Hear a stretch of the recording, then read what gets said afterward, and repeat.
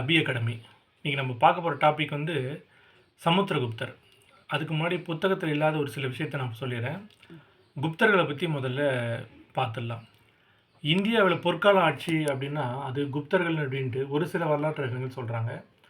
ஆனால் மக்கள்கிட்ட நிம்மதி இல்லை அப்படின்ட்டு ஒரு சில வரலாற்று அறிஞர்களும் சொல்கிறாங்க.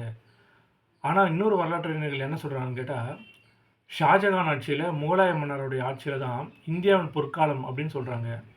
ஆனால் இந்த நாள் வரைக்கும் எல்லா ஒரு வரலாற்று அறிஞர்களும் சொல்கிறது என்னன்னு கேட்டால், ஒரு கான்ட்ரோவர்சியான விஷயமா தான் சொல்கிறாங்க.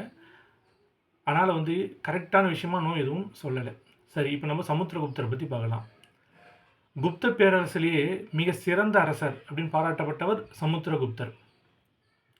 கவிராஜா அப்படின்னு பட்டம் பெற்றவர் சமுத்திரகுப்தர். இந்திய நெப்போலியன் அப்படின்னு அழைக்கப்பட்டவர் சமுத்திரகுப்தர். அப்படி அழைத்தவர் வந்து ஸ்மித் என்ற ஒரு வரலாற்றறிஞர். இது தேர்வில் ஒரு வினாவாக கேட்டிருந்தாங்க. அஸ்வமேத யாகம் நடத்தியவர் சமுத்திரகுப்தர். இலங்கை அரசர் மேகவர்மனுக்கு பரிசு பொருட்களை அனுப்பியவர் சமுத்திரகுப்தர். வைணவத்தை பின்பற்றியவர் சமுத்திரகுப்தர். ஹரிசேனரையே ஆதரித்தவர் சமுத்திரகுப்தர். ஹரிசேனர் யாருன்னா அலகாபாத்தூன் கல்வெட்டை நிறுவியவர் அவர் தான். அலகாபாத்தூன் கல்வெட்டு யாரை பற்றி சொல்லுதுன்னா சமுத்திரகுப்தரை பற்றி சொல்லுது. நன்றி.